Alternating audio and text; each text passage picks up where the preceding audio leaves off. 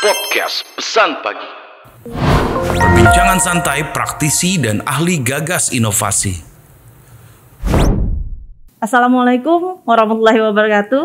Apa kabar sobat pelatihan?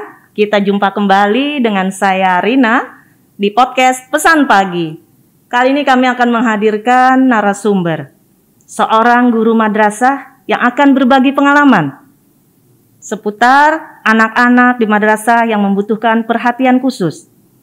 Untuk itu kita sambut Ibu Rita Widiarti, Guru MAN 4 Jakarta. Assalamualaikum Ibu. Waalaikumsalam, Bu Rina. Mohon izin untuk buka masker dulu.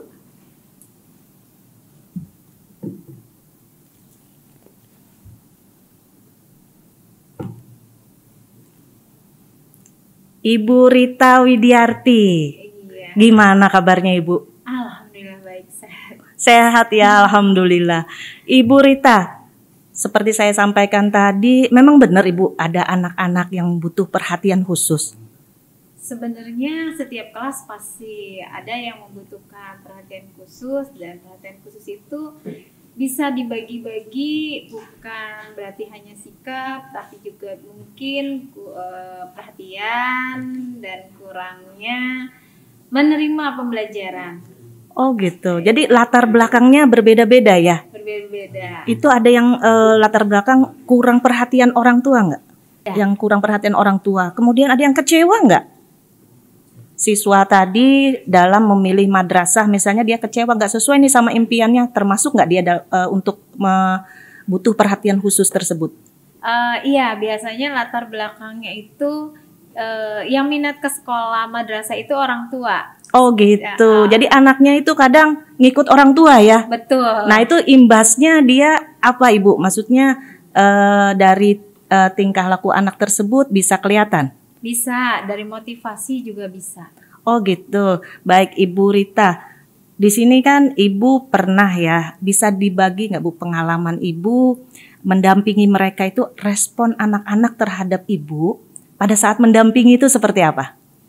Mungkin di awalnya agak berat karena biasanya mereka sudah mempunyai benteng sendiri untuk curhat ke orang yang lebih tua itu bagi mereka berat. Mereka lebih senang curhat kepada sebaya, teman sebaya. Jadi pada saat kita memulai, biasanya kita akan menyebutkan ke mereka bahwa kita itu sebagai teman.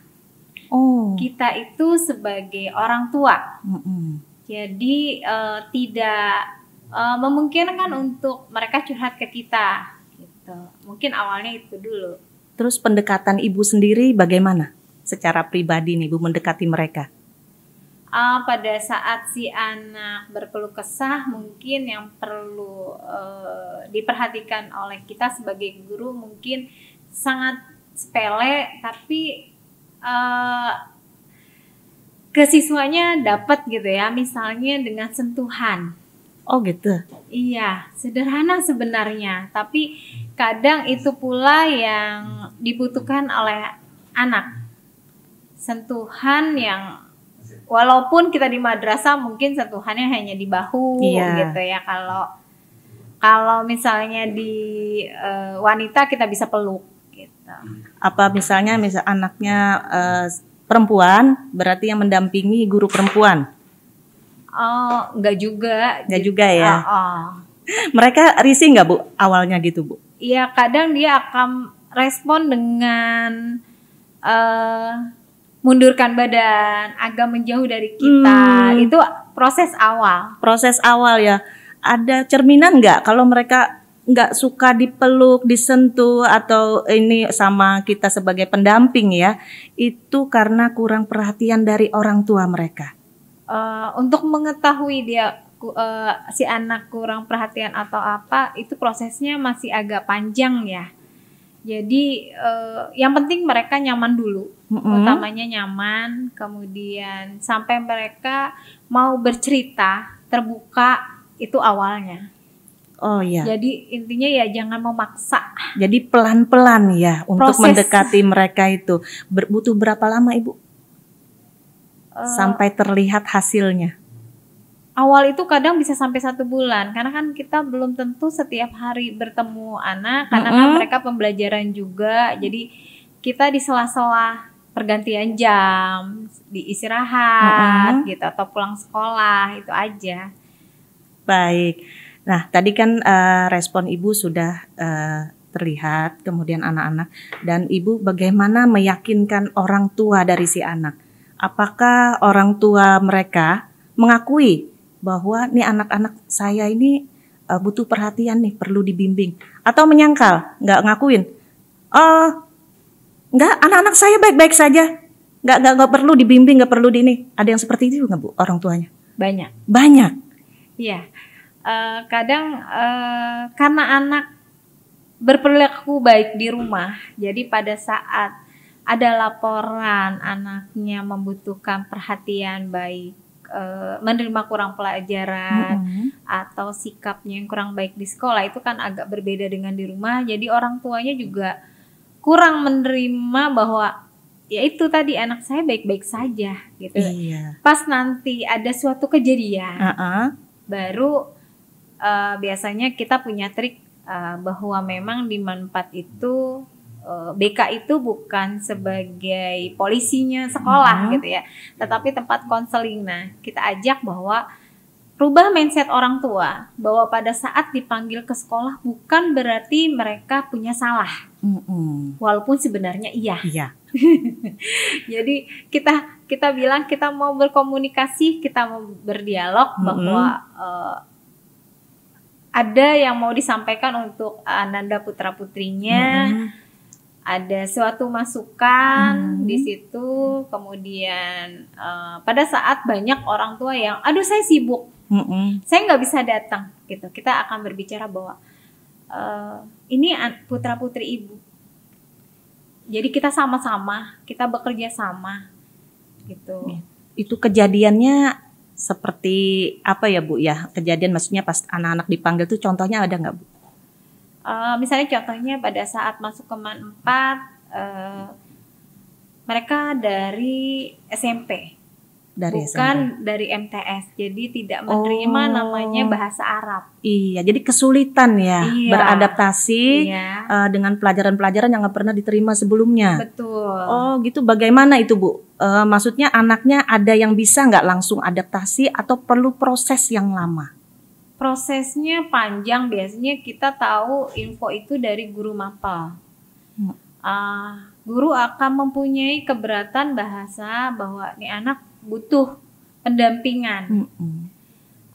Kemudian kalau di MAN 4 ada banyak ustadz yang mempunyai waktu luang untuk menyediakan siswa-siswinya waktu untuk tambahan tanpa dipungut biaya, dan di situ mapel apa aja, kita lagi contoh bahasa Arab ya, bahasa Arab gitu.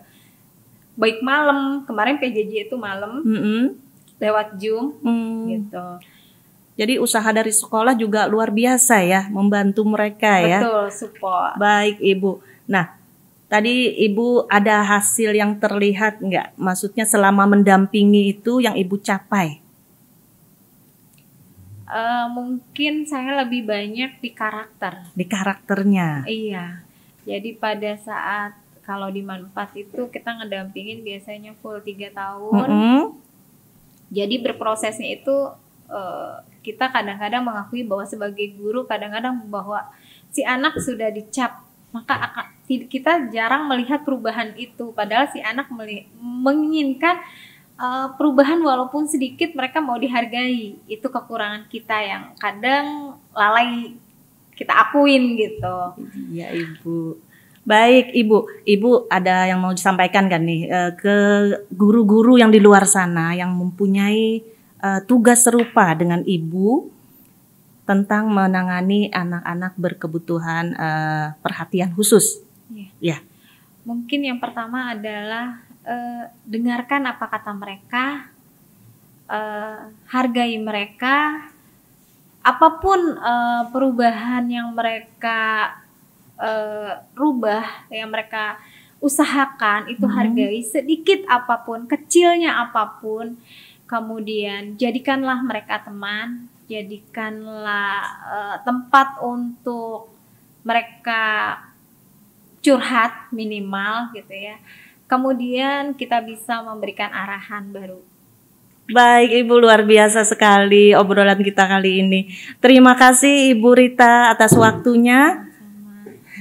Baik Sobat Pelatihan, demikian tadi bincang-bincang kita. Kita berjumpa lagi di episode podcast Pesan Pagi berikutnya. Jangan lupa untuk tetap S4, Spirit, Solid, Speed, dan Smart. Assalamualaikum warahmatullahi wabarakatuh. Podcast Pesan Pagi. Perbincangan santai praktisi dan ahli gagas inovasi.